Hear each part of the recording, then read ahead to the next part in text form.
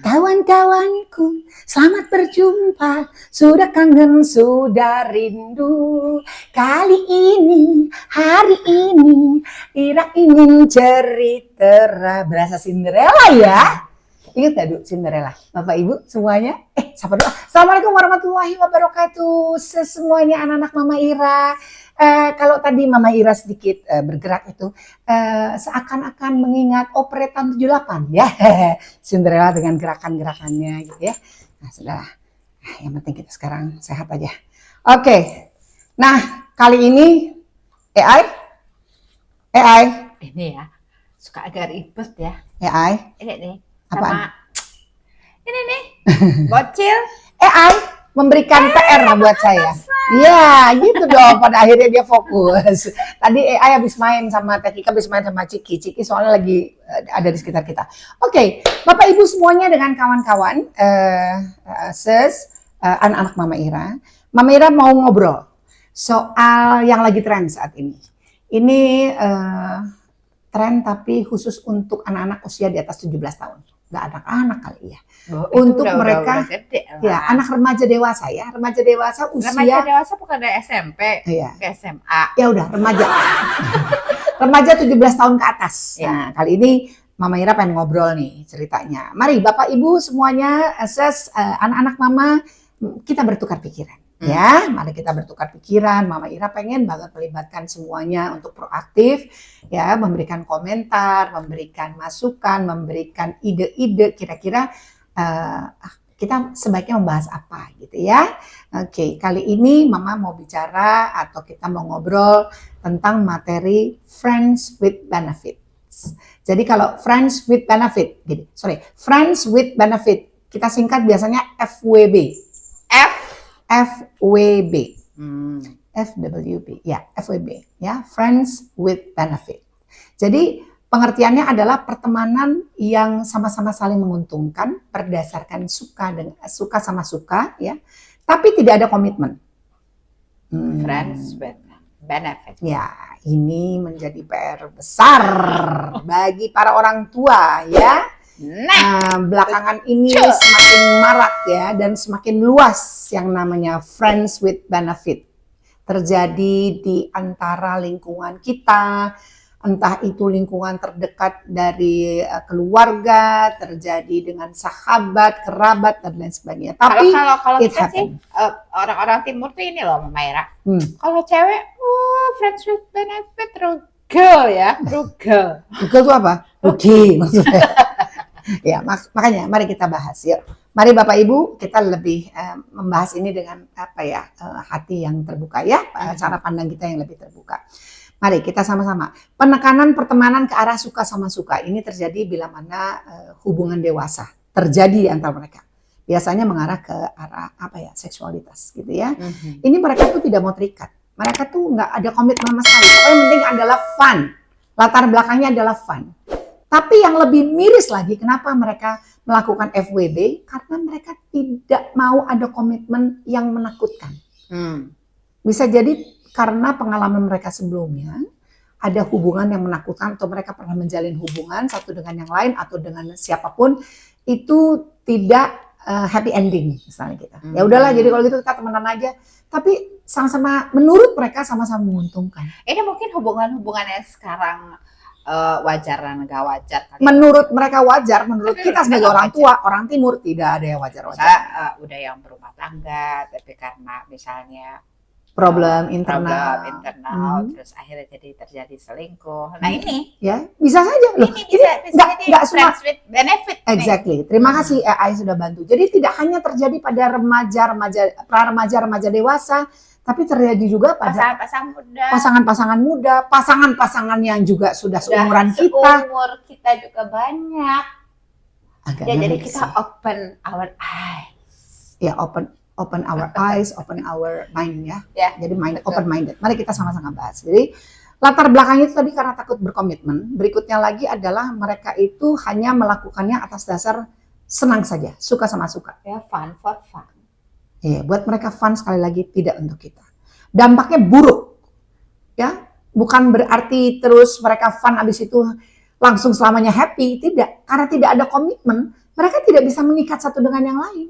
Sebagai kekasih hati, oh iya, sebagai kasih hati, sebagai pacar, if it something happen, lah terus bagaimana, ya kan?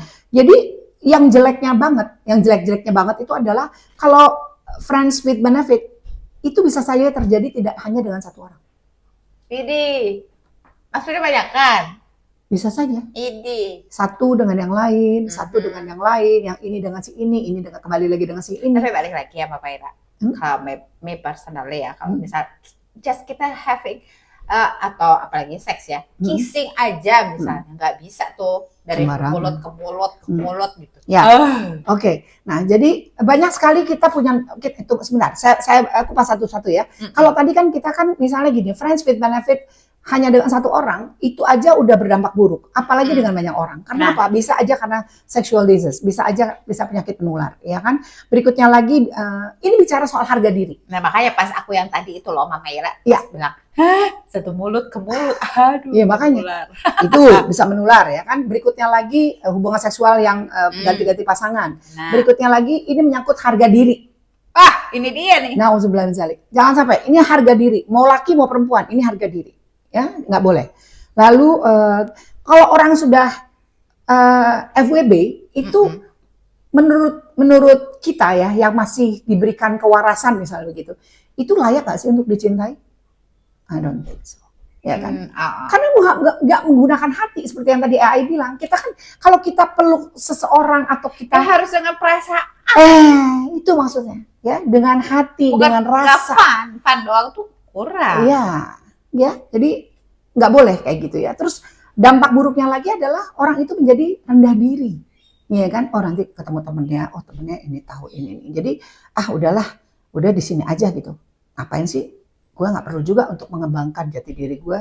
Ya udah, gue memang begini aja. Kalau orang look down gue ya biarin aja.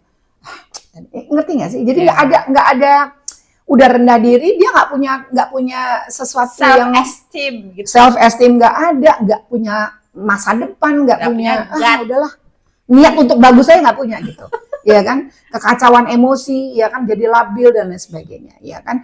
Karena selain sentuhan itu kan ada intimacy. Jadi kalau kita tidak hanya fisik, ada hubungan intim tadi, itu yang bahaya. Ya, jadi friends with benefit itu selalu mengarahnya ke hal-hal yang buruk sebetulnya. Jadi kita harus perhatikan itu. Dia nggak bisa satu cinta, tapi lebih dari beberapa cinta. Nggak mungkin juga ngomongin rasa gitu kan ya. Jadi tidak mungkin dia bisa mencintai satu orang gitu maksudnya. Itu yang bahaya lagi ya. Selain tidak bisa mencintai satu orang, dia bisa berpindah-pindah, dia bisa mengumbar rasa. Seenak-enak dia aja, mau laki mau perempuan gitu kan. Terus moodnya dia. Iya gitu. Dan yang noraknya lagi, udah friends with benefits, katanya janji tidak pakai hati, tiba-tiba yang satu jatuh hati. Nah loh, pusing nggak tuh? Kalau udah yang satu jatuh hati, akhirnya cemburu, sakit hati, nggak terima, marah. Kelar, gitu. Udah. Jangan deh pernah membuat satu relationship yang bentuknya friends with benefit, ya. Nggak boleh hal kayak gini. Ngapain gitu loh. Udahlah ya, sekarang kita yang pasti-pasti aja, ya. Kalaupun kita sekarang jatuh hati dengan seseorang, pilihlah orang yang paling baik, yang paling kita anggap paling mengerti bagaimana kita, menerima kita apa adanya, bukan berarti terus dia bisa semena-mena karena udah tahu kita seperti apa. Tidak, tetap kita punya prinsip dalam hidup. Kita letakkan namanya harga diri di atas segalanya. Kita tempatkan pasangan kita sebaik-baiknya, kita hargai dia, kita jaga baik-baik masalah tentang keberadaannya, emosionalnya dan lain sebagainya ya. Lalu yang pertama selain itu adalah keimanan ya. Keimanan juga penting.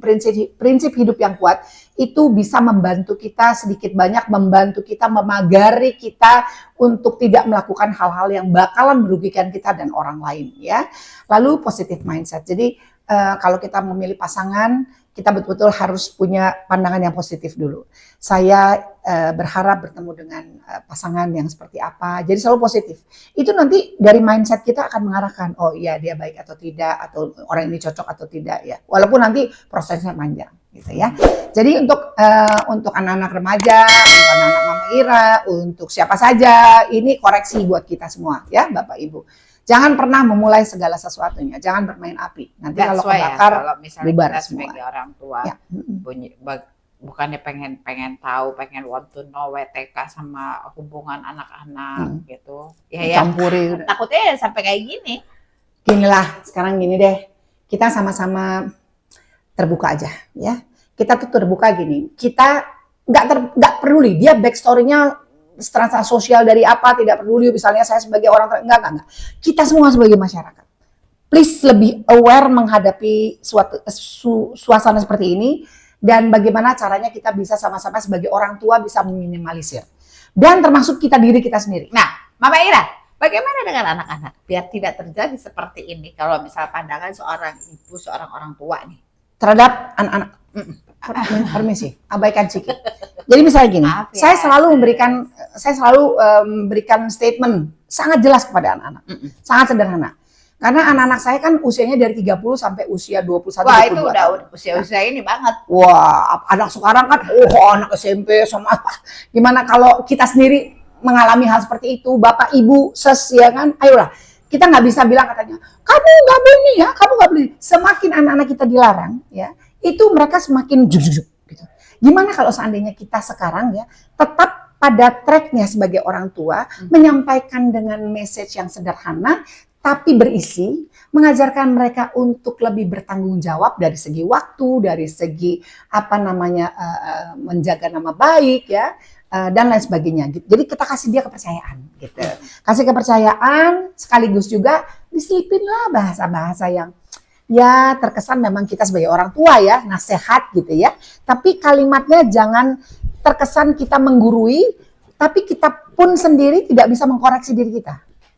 Nah itu anak-anak kadang suka gitu, oh mama aja kayak begitu, atau papanya bisa kayak begitu, oh jangan. Jadi kita ambil contoh kasus, lalu kita sampaikan kepada anak kita jabarkan dengan bahasa sederhana, kita ajak diskusi. Nah, gitu aja deh. Ya, anak-anak saya juga bilang gitu, udahlah pokoknya mama percaya sama kalian semua.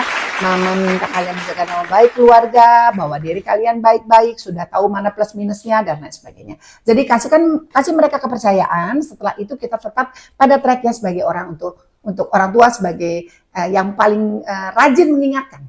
Gitu, mengingatkan. Kalau perlu jewer sih sekali-sekali. Ya oke, kalau gitu. Bapak Ibu terima kasih banyak. Semuanya sudah mendampingi Mama Ira hari ini, anak-anak Mama. Semoga bermanfaat obrolan kita hari ini. Sampai ketemu besok. Ya, jangan lupa subscribe, like, comment, and share. Ira Mesofadil, because this is real. Assalamualaikum warahmatullahi wabarakatuh.